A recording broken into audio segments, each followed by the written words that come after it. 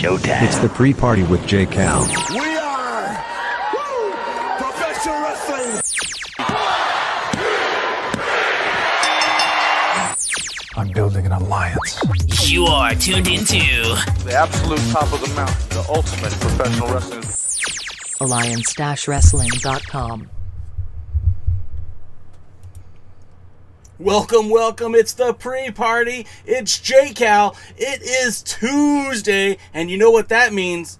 It means the NWA Power is set to return, FITE TV, in literally 55 minutes, you have NWA action coming to you live, FITE TV. If you haven't subscribed to the subscription service yet, what are you doing watching this show? Head on over to FITE, hit that subscription button, $4.99 a month. That'll get you in. That'll open the doors. You can kick them down and put some NWA wrestling on.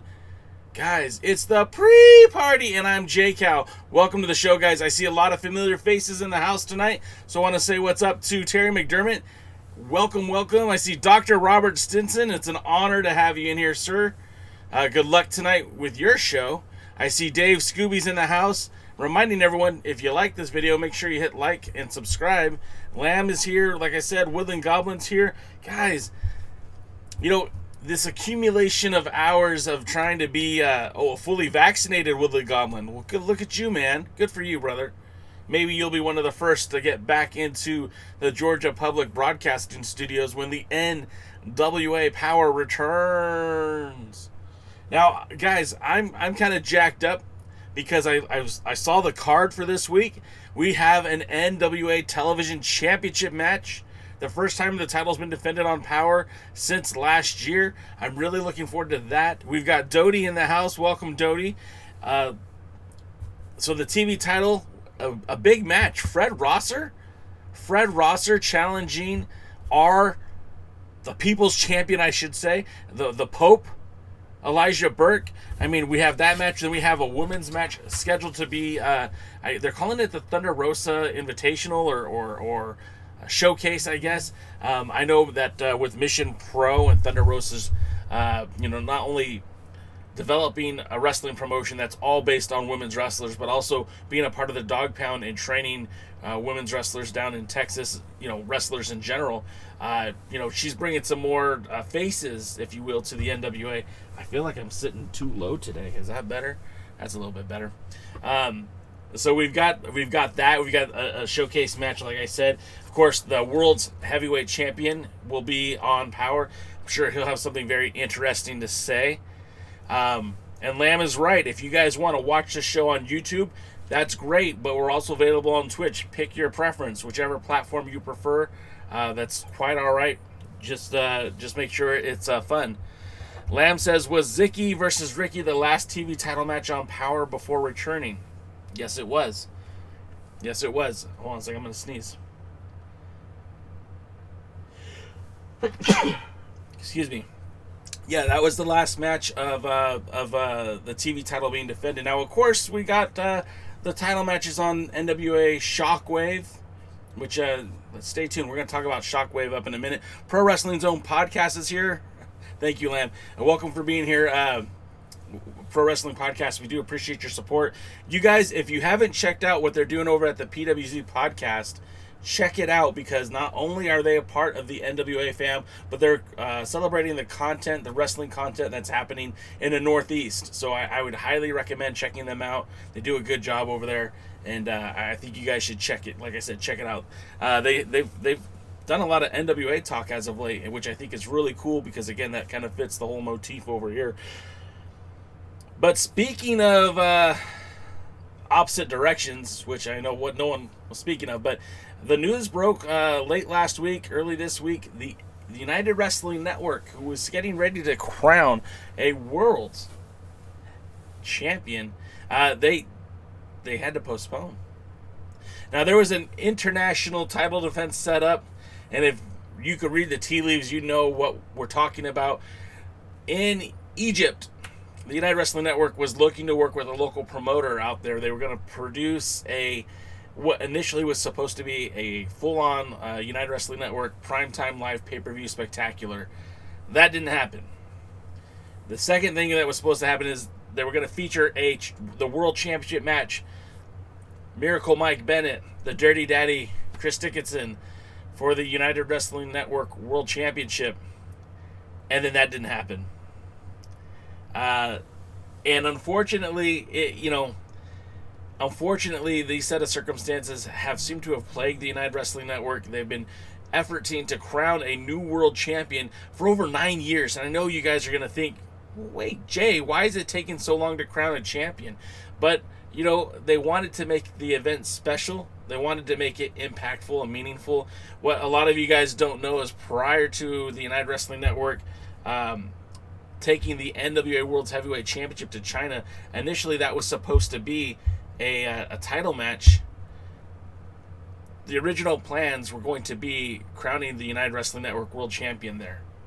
It didn't happen because they wanted to do the NWA title. Again, that was like paying homage to Harley Race, who had never taken the NWA World's Heavyweight Championship to China. Dave Marquez had an opportunity to work with Billy Corgan, David Lagana, and Nick Aldis, and they brought the 10 pounds of gold to China. But again, that was initially supposed to be the spot where they were going to crown a United World Champion. Lamb says the title's cursed. Yeah, Woodland Goblin, the title is cursed. I mean, it really is. There's been so many people that were supposed to wear the title that either got signed. Shinsuke Nakamura, Carl the Machine Gun Anderson, Fergal Devitt, you know him as Finn Balor. All these men were supposed to hold that 10 pounds, or excuse me, not the 10 pounds of gold. That's a different title altogether, isn't it? We're supposed to hold the United Wrestling Network World Championship. The original design was stolen.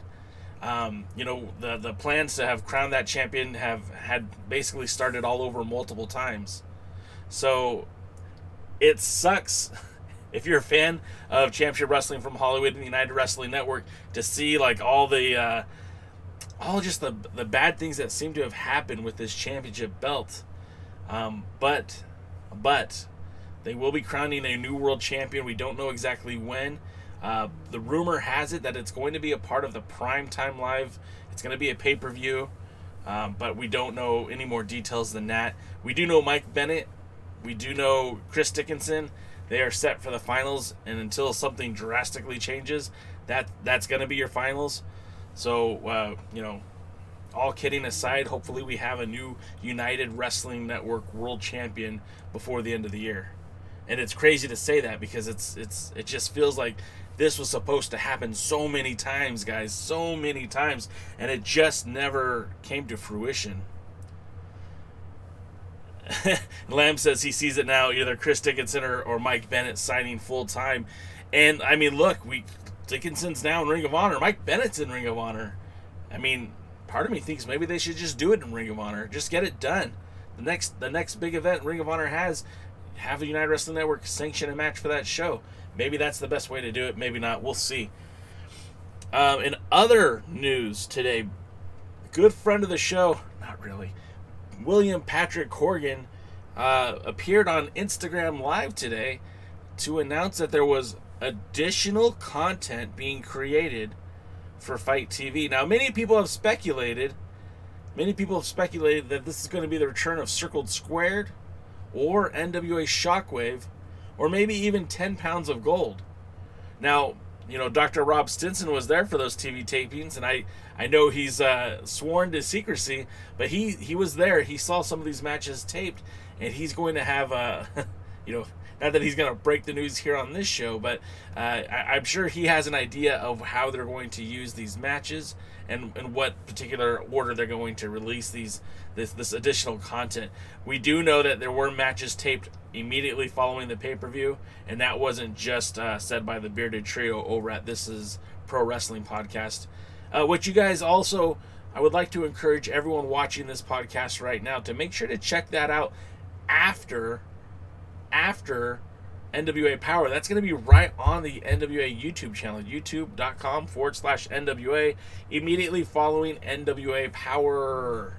I do enjoy those fellas very much, the Bearded Trio. That's Will. Hey, it's Will Daly. That's Gary Horn. And, of course, our good friend Dr. Robert Stinson, who I think is still in the house. So make sure you check that out. A little programming note for NWA fans.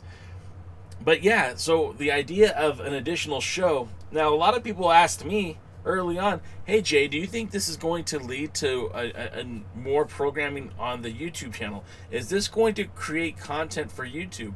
And the quick answer to that is absolutely not.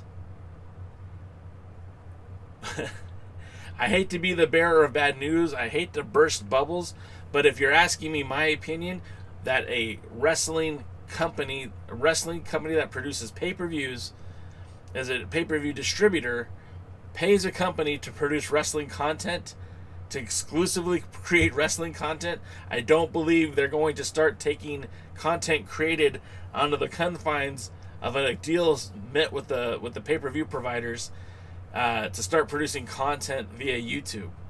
Now, I feel you guys, there's 212,000 subscribers.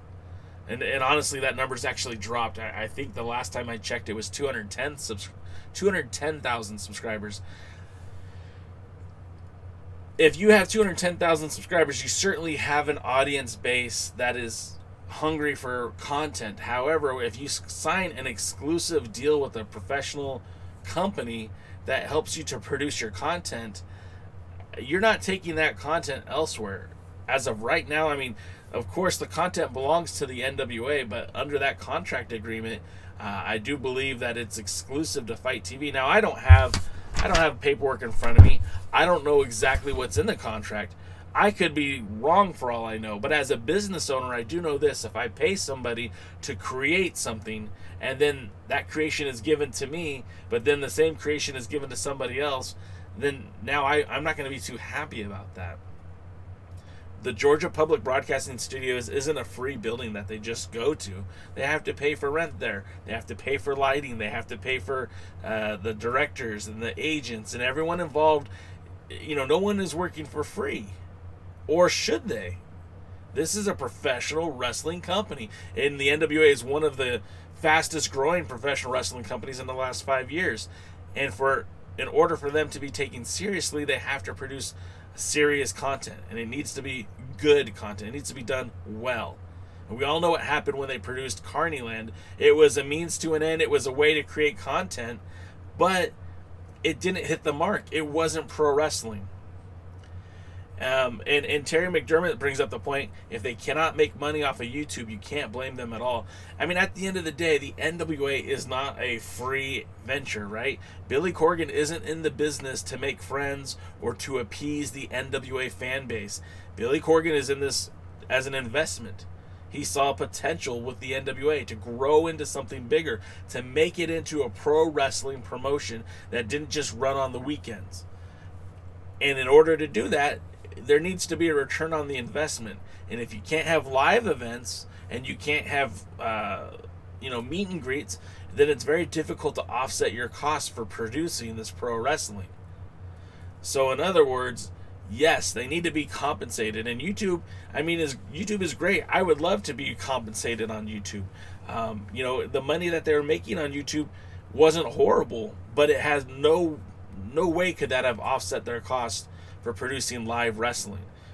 So, with that being said, they have to do the right thing, and they have to, it's up to Billy Corgan to make sure that the promotion is still continuing, right? He's still employing the people that work there, the directors, the wrestlers, the producers, the talent.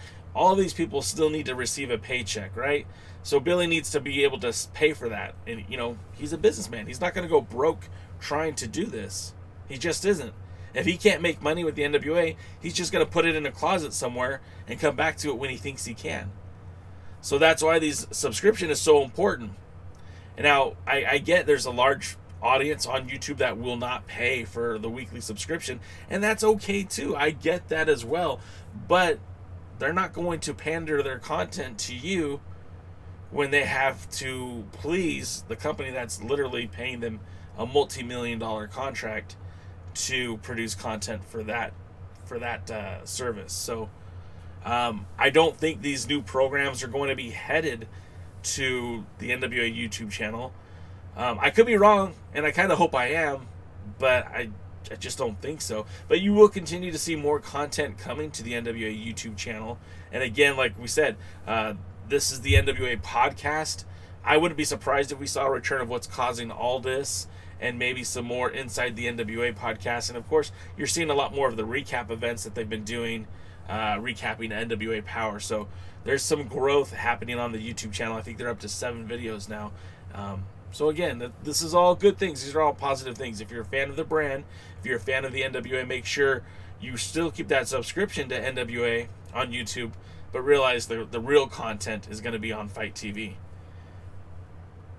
Another thing to talk about is, did you guys hear Aaron Stevens on the A Show podcast, which airs on Twitch, announced or admitted, or however you want to say it, that he suffered a cracked rib at either at the pay-per-view or the TV tapings. Now, if you watch the pay-per-view, Aaron Stevens probably put on the match of his lifetime. He looked really good in the ring. He really gave Nick Aldis his money's worth. And during the course of the first episode of NWA Power, in the main event, he spent the majority of the time in the ring. And with the lion's share of attention from Aldis, Tom Latimer, and of course Chris Adonis, he took some punishment in that match. So I'm not exactly sure where he got hurt and when he got hurt, but a cracked rib is nothing to joke about. And I don't know exactly what his timetable is for recovery, but we're probably another month away before they do television taping again. So we'll kind of keep our fingers crossed for Aaron Stevens and hope for the best. But what are you guys excited about? I'm grabbing my drink here. Your boy Jay likes to have a bang during the podcast. What are you guys excited for with NWA Power? What are you excited with the NWA going forward? A couple of things that I'm excited about is the maturation process of our guy Elijah Burke. Oh, hey. Hey, we got someone following us on Facebook. Eric Cross is now following us on Facebook. If you guys want to follow us on any social medias, it's at the Alliance Blog. And that's on Facebook, that's on Twitter, that's on Instagram, and of course you're on YouTube, Twitch. So if you guys are on social media, you can get into contact with us. Lamb says he's really excited for Rosser versus Pope for the TV title today. Lamb, I'm with you on that one, man. I think that match is, on paper, looks incredible. Fred Rosser has really come into his own in the last year. When he made his debut for New Japan Strong, I was one of these guys like, why do they want him? What does he bring to the table? Yeah, I know he was in the WWE, but how does that style translate to what they're trying to do with New Japan Strong? And honestly, he's come into his own. DKM of the Alliance Guys podcast has come on here to say more than once that he wanted Fred Rosser to win the United World title. And he could be a potential challenge for that title down the road, whoever wins it.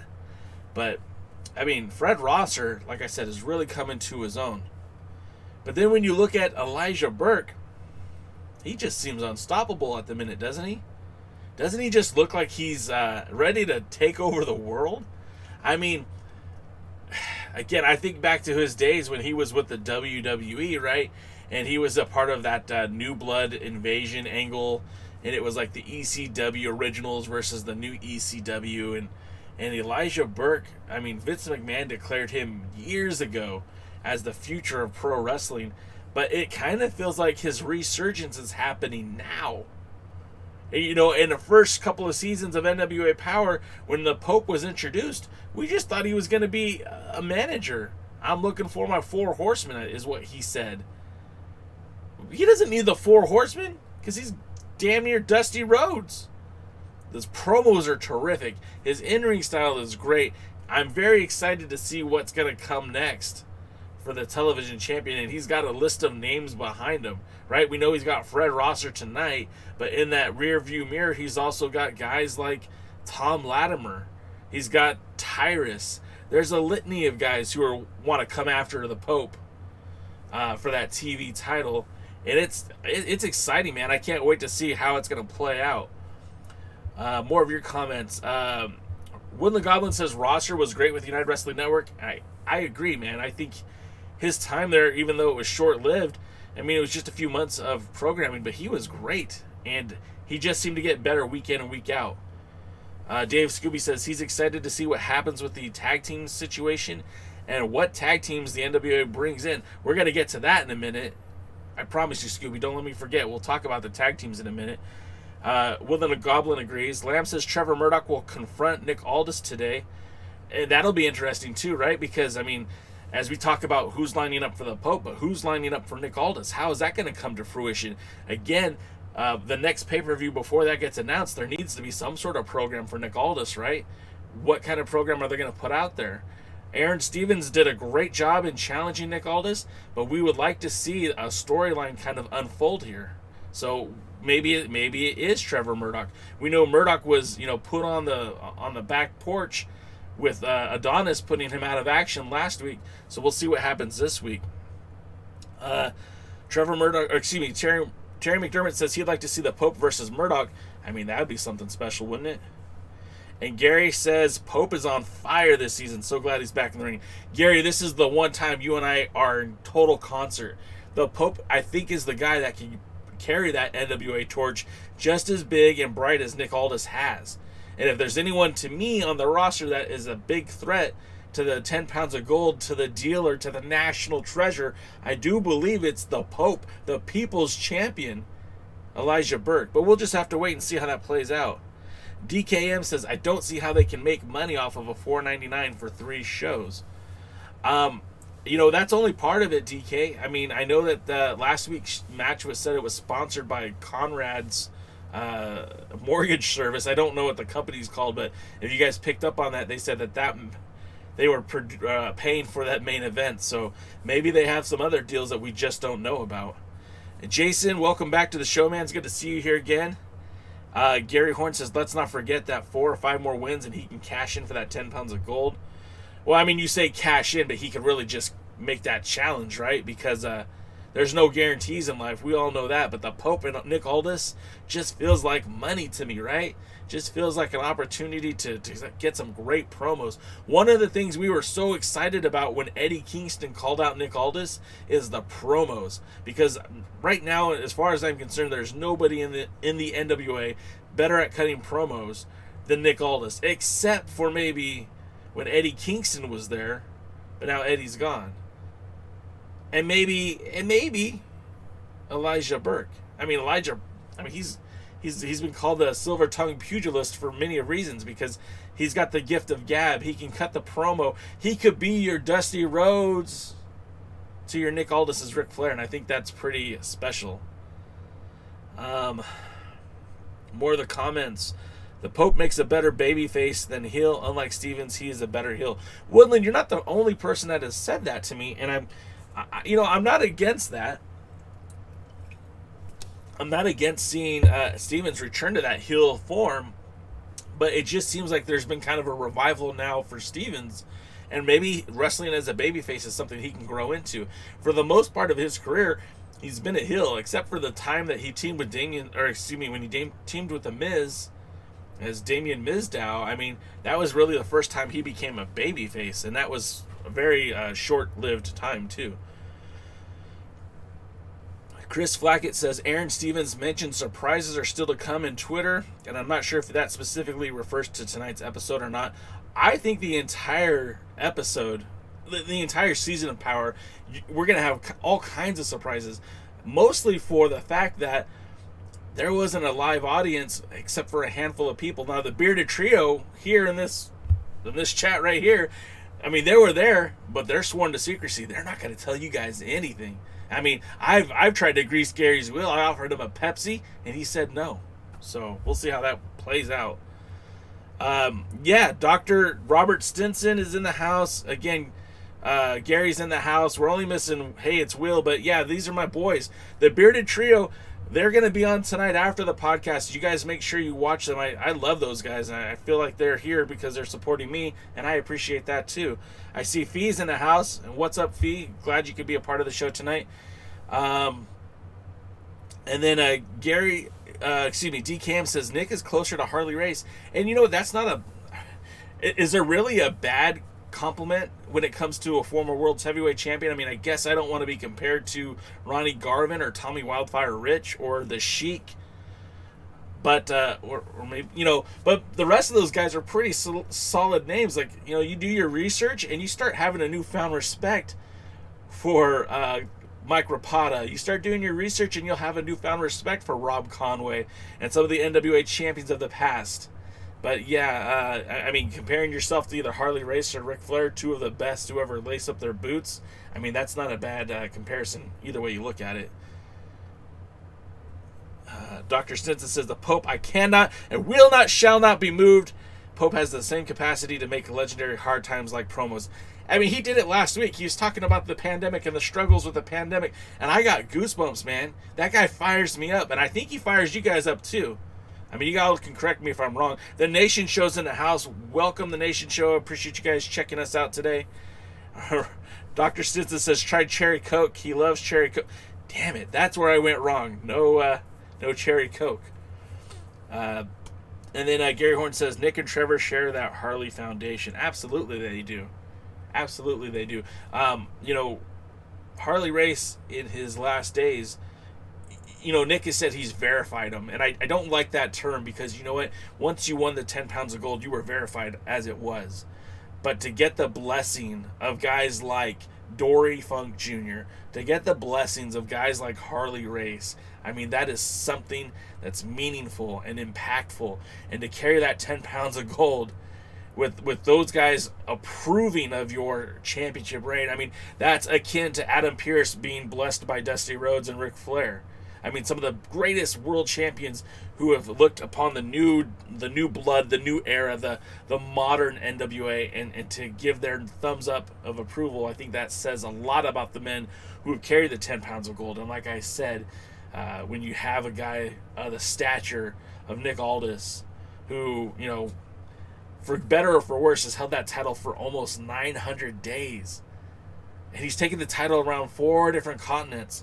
And he's only lost the belt one time and got it back. I mean, it's hard to not get excited about what Nick Aldis brings to the table. But it's also exciting to think about who could push him to the next level. Is it going to be Fred Rosser? Is it going to be Elijah Burke? Is it going to be Trevor Murdoch? Is it going to be Aaron Stevens Part 2? Is it going to be the War Kings? Is it going to be Jack Stayner Crimson? We don't know, and it's all going to play out over the next few weeks on FITE TV. Again, you can subscribe to FITE TV for only $4.99. $5, man. I spend more than that when I go to McDonald's. But I have kids, so Happy Meals for everyone. Woodland Goblin says, picturing Trevor Murdoch with the 10 pounds of gold was hard for me to do until I thought back to Dusty Rhodes. I mean, look, let's, for a minute, yes, Nick Aldis has the look of a champion, wearing the finest suits, right? Having that $6 million body, right? Having the vernacular of a thespian, right? He has the voice of he's got a great voice. He's got a good set of pipes. He cuts a mean promo.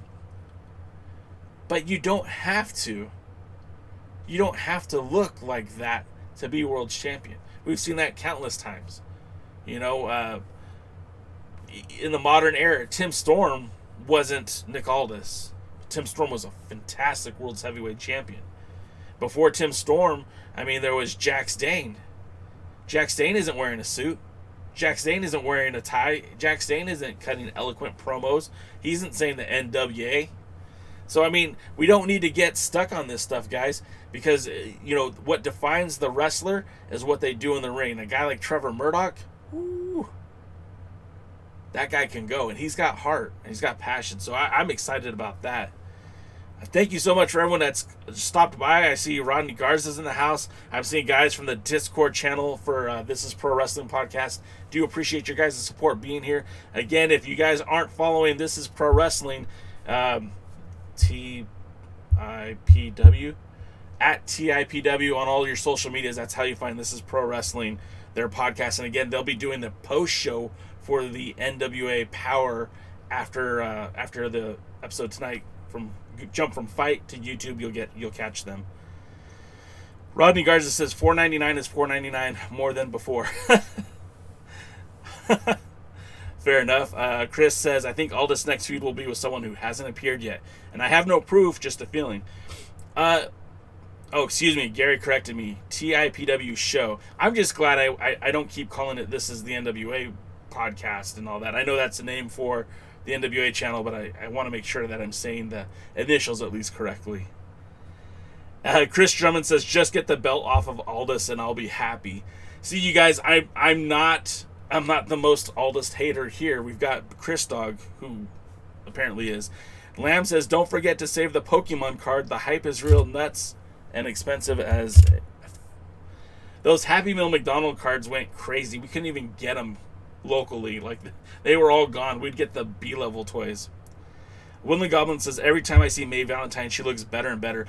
You know, I heard someone criticize Mae Valentine because of her accent or because of the way she looks. But, you know, I like to think that as, you know, she transcends typical wrestling fans. I mean, she's from Brazil, not from the United States. Her accent is because she's Brazilian. The fact that she could speak multiple languages, I mean, that's pretty impressive. But I think she could have a lot of... I think there's a lot of good qualities to her. I think she just needs more time in that role. With most, like Velvet Sky, I heard someone say, well, I don't like Velvet Sky on the broadcast booth. I thought she did a fine job. I just think she needs more time behind the mic. And as it gets, you know, that was the first episode. I know Mae has done some backstage stuff before with Primetime Live and stuff, but on a consistent basis, it's been kind of here and there. You give these folks time at their jobs and they're going to get good. Joe Galley wasn't born a great NWA play-by-play. I mean, he kind of cut his teeth in championship wrestling from Hollywood, and with repetition and practice and everything else, he got really good. Like, really good. Lamb says, don't start the Aldous war here on YouTube. Someone will say J. Cal's a hater.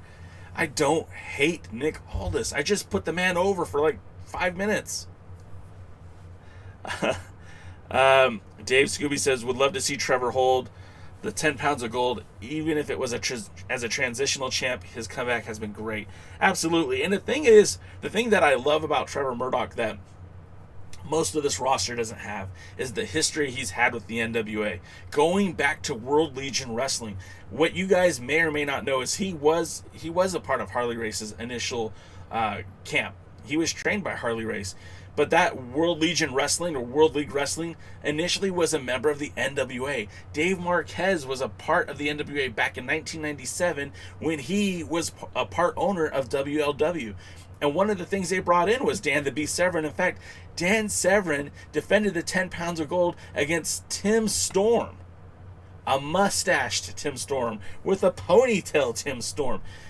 And the fact of the matter is that Trevor Murdoch has been a part of the NWA on and off for the last 20 years. Because fast forward to 2006, 2007, 2008, when Dave Marquez was shooting the NWA Pro Wrestling Showcase, he brought in Caden Murdoch as a tag team that would constantly wrestle shows for him, not just on the television shows, but the live events that they were doing in Alberta, Canada, that they were doing all through the Southwest, including Hidalgo, Texas, Kissimmee, Florida, Phoenix, Arizona. These shows that Dave Marquez was producing under the NWA banner would feature guys like Lance Cade and Trevor Murdoch.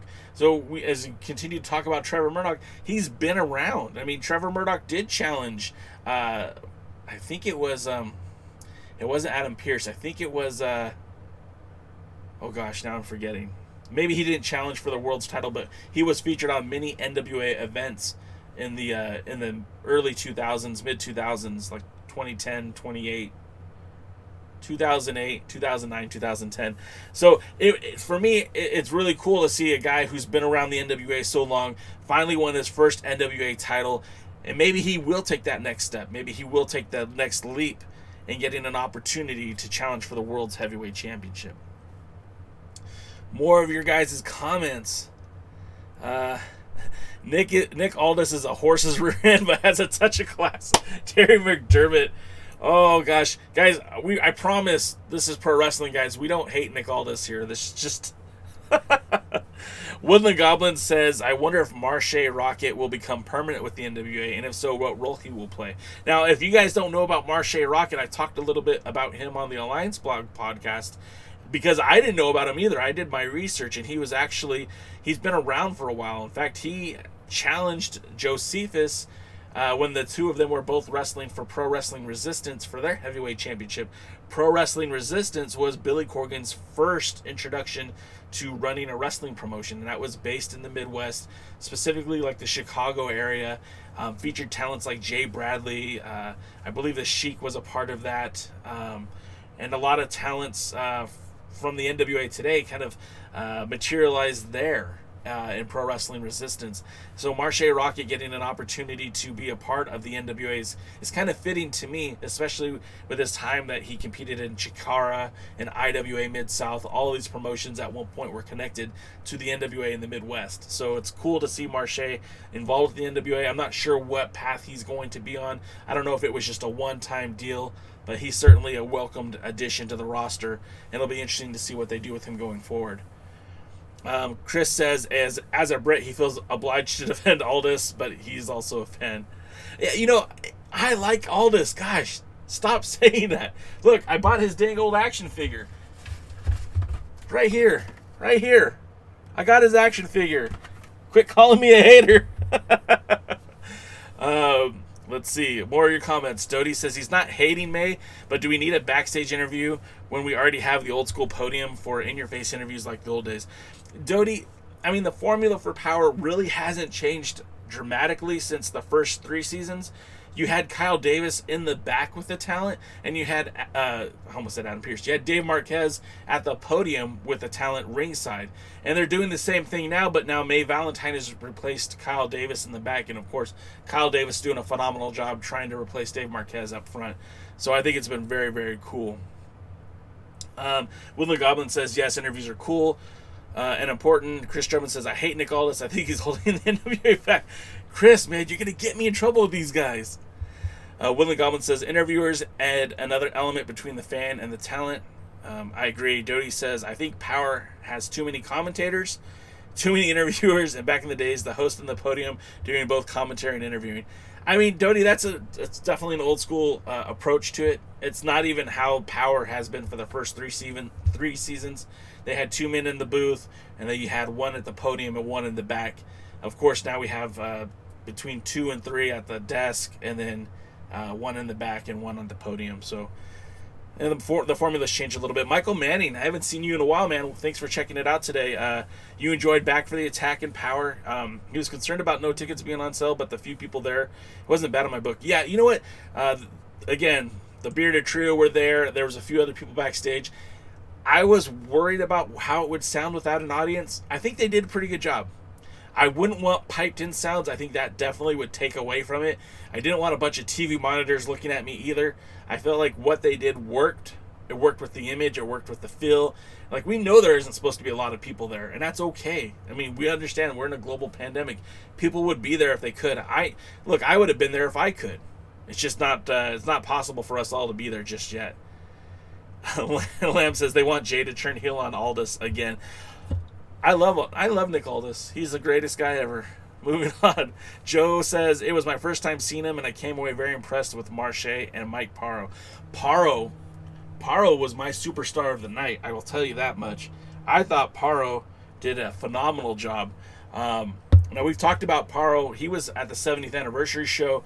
Again, he teams normally with Odinson as the End. They wrestle for Evolve Pro Wrestling. They wrestled for FIP. They're big in All Japan Pro Wrestling. In fact, they'd probably still be dominating in All Japan Pro Wrestling had it not been for a worldwide global pandemic that made traveling to Japan a bit more difficult. But what I do like about Parlo is he has this untapped brute strength. And I was getting Vader vibes all day. And I even said this to Will offline. I would love for Tim Storm, if when the time comes for Tim Storm to retire, I would like Tim Storm to become a manager in the same vein that Harley Race became a manager in WCW. And I want his first client to be Paro. I think that would be awesome. I would love that. That's just my 2 cents. Michael Manning says he got the figure too. It looks cool. I mean, I like it. It's very retro to the WWE toys that was like the generation behind me. But I think they're pretty cool. I like it. I'm glad I bought it. Michael Manning also said Dave Marquez was superb. I love Dave Marquez. I don't just consider him somebody I've interviewed. I consider him a friend, so I always have a bit of a bias. But I just want that guy to succeed, and I want to see him take the United Wrestling Network to the next level. I mean, there's certainly an opportunity for that. Chris Flackett says, Mike Paro is a beast, but Clearwater has an 0-2 record in the NWA. I hope he's not Jordan the Jobber now. I mean, but that's the thing about the NWA. It has a way of positioning itself and leveraging itself. We don't know what's going to happen with Jordan Clearwater. As Kevin Frazier said on my podcast, he probably should have been more vocal in the back about how he was going to be presented, because he did look like a jobber. But then at the same time, you're talking about Paro, who's a beast. I mean, Paro isn't a little guy. He's huge. And he should be demolishing people, but I don't know if Jordan Clearwater was the right guy to get demolished. But, somebody's got to do it, I guess. DKM says, I agree. Drop the backstage and leave the announcer desk at 2. You can rotate who if you want. Yeah, I mean, look, you and Doty have the same perspective, DK. I'm fine with it. I really like the 3-man booth that Primetime Live had, but I feel like they have more kinks to work out at the desk for the NWA. And again, I don't really want Tim Storm at the announce table. I want Tim Storm either in the ring or managing. I think he's a great asset, and he can obviously wear many hats for the NWA. That's not where I want to see him be.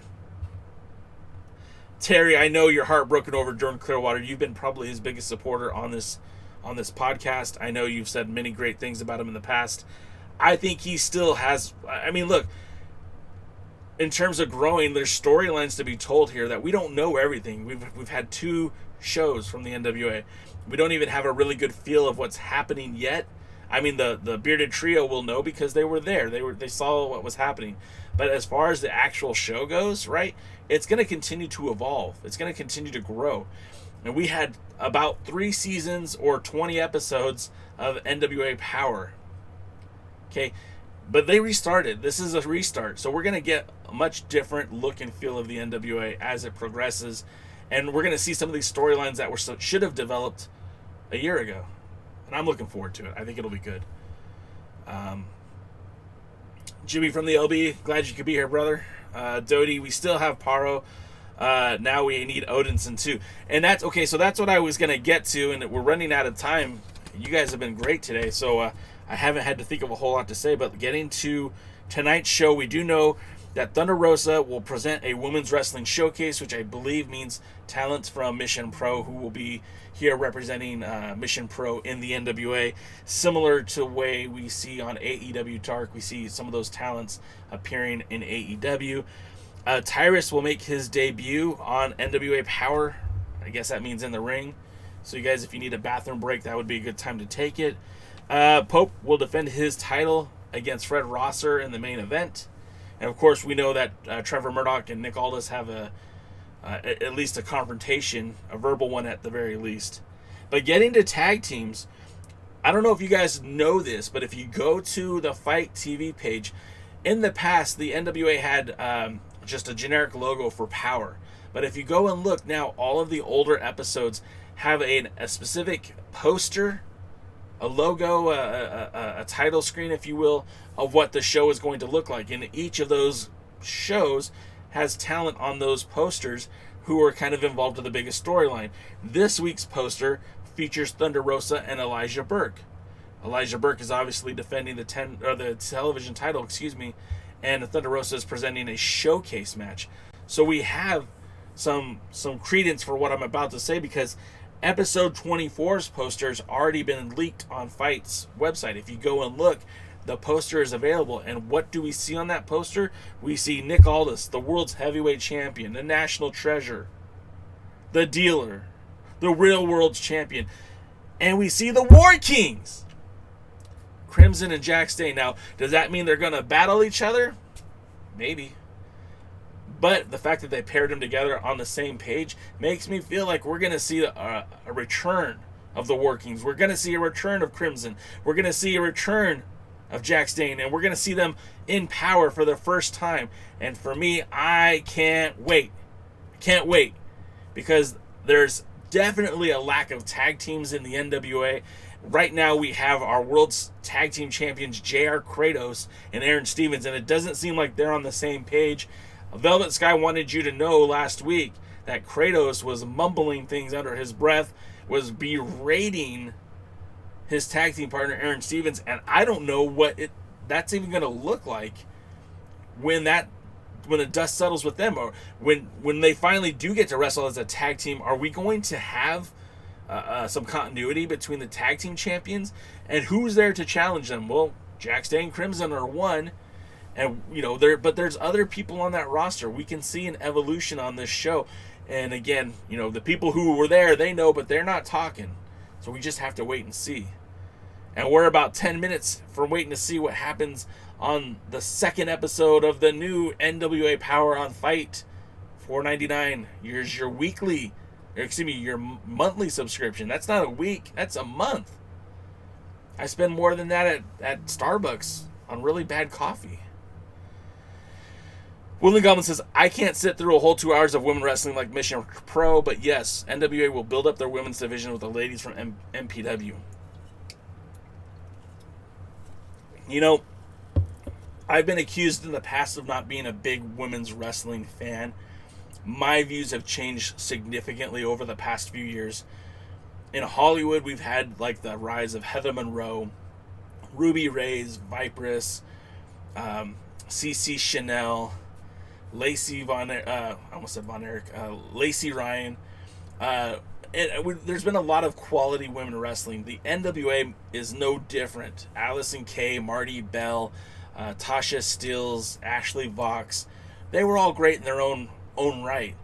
None of them could touch what Thunder Rosa was able to bring to the table, and none of them have the star power that I think Camille has. As that Camille keeps rising, the Universal Soldier, I really feel like she's getting it better, and better. And so for the NWA, they're going to have to restock that farm system because, again, they lost Ashley Vox, they lost Marty Bell, they lost Allison Kay, they lost Tasha Steelz. So they're going to have to keep growing that women's division. Thunder Rosa is amazing. Serena Deep sits on top of the castle. She's the queen of the castle. And you've got the Universal Soldier Camille just waiting for her first title shot. So I really feel like there's going to be an opportunity for the NWA to start building up some women's talent, and there's no better place to do it than with Thunder Rosa's Mission Pro Wrestling girls. I don't mean to devalue them, ladies. I don't want to devalue them. They're athletes. Lindsay Snow basically captured all of our imaginations in the match she had with Thunder Rosa, and I think if she wasn't injured right now, she might be playing a very big part of the NWA's women division. Craig says, I want the War Kings to capture the NWA World Tag Team Championship from Stevens and Kratos. You know, at the Crockett Cup 2019, I really felt like the War Kings were the odds-on favorite to win the whole thing. I was kind of surprised that things kind of dematerialized. That they lost to the Wild Cards and then never got a shot at the titles ever again. They never got a shot in the NWA because Crimson was injured. When Jack Stane returned, he returned as the foil to Tim Storm and the whole Mama Storm gimmick. But I think putting Crimson and Dane back together, I think you're going to see a very dominant tag team. If they're allowed to be the tag team they were pre-Power, right? The Crockett show, that's the 70th anniversary show. Oh, excuse me, not 70th anniversary, the New Year's Cup show. They were a very dominant tag team. And I think that if they're allowed to continue that, they'll do the legend, they will honor the legend Road Warrior Animal very well. Okay, trying to keep up with your comments. Chris Flackett, I'd love to see the Von Erichs in the NWA. I just don't think that's going to happen. I think the MLW and NWA are too much on the same table. I don't think they're going to cross. I don't think they're going to work well together. Is what I'm trying to say. They're battling for the same viewers, right? That would be kind of like WWE and AEW working together. I'm not going to say it would never happen. It just doesn't feel very likely. Dodie says he's not really an advocate for women's wrestling. He's not against it, but what he wants is great wrestling, men or women, and Power wants to have one of the best women's rosters. You're right, Dodie, you're absolutely right. They had a stellar roster, and I think they can rebuild. That's the problem, because the pandemic literally forced the NWA to pause what they were doing. And unfortunately, time didn't stand still with the NWA. So talents became less available. Talents ended up elsewhere. Talents were going to AEW, to WWE, to NXT, to all these different promotions. So I feel like it hurt the NWA, but at the same time, they have a chance to rebuild. And that's always going to be a problem for a promotion like the NWA. Until they're at a national level where they can compete with big money contracts, they're always going to lose talent. You know, it's a foregone conclusion. Thunder Rosa isn't long for the NWA. Her contract expires at the end of the year, and when it expires, I'm almost positive AEW is going to sign her up.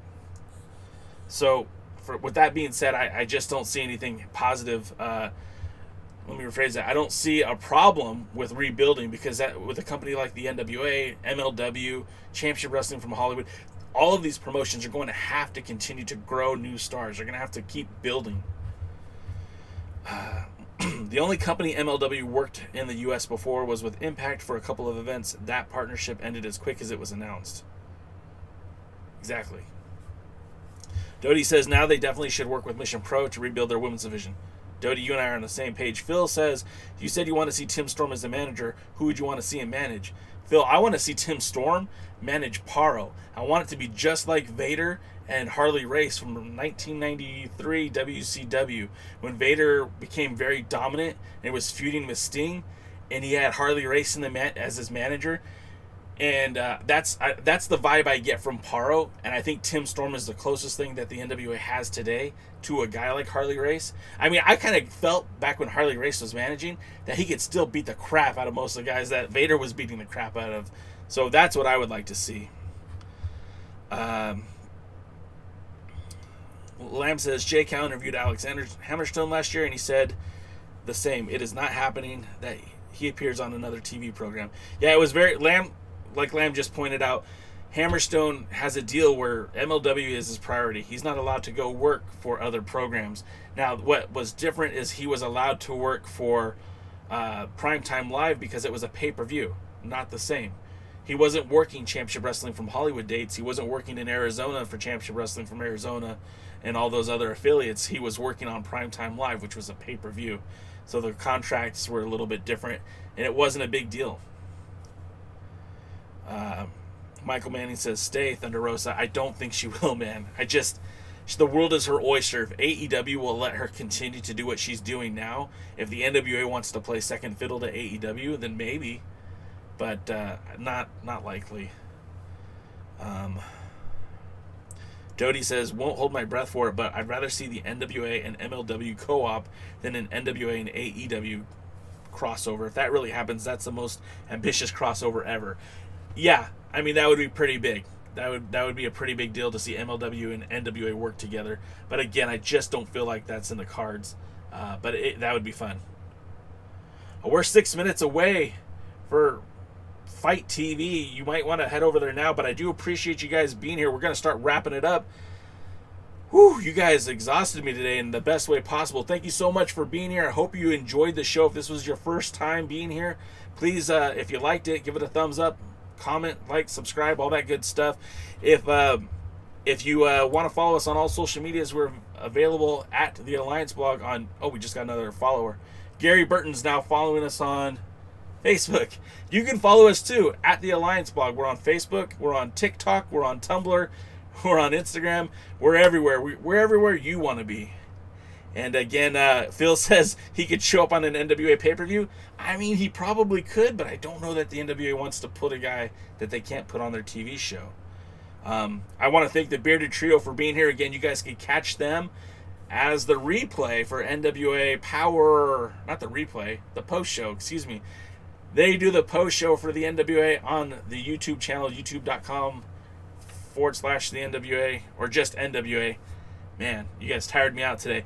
What a fun time. If you guys want to do this again next week, we'll be here next Tuesday. Hey, Phil just joined us. Thank you, Phil, for liking us on Facebook. We'll be here next week on the same YouTube channel. Also, we do on Thursdays, Kevin Frazier, the former NWA World Junior Heavyweight Champion, DKM and myself will be reviewing this episode of NWA Power. If you'd like to check it out, we start at 8 p.m.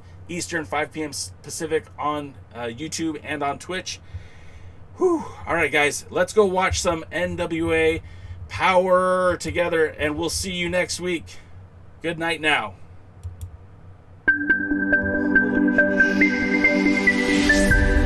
You guys are the best. Thank you, guys. Thank you so much. I'm exhausted.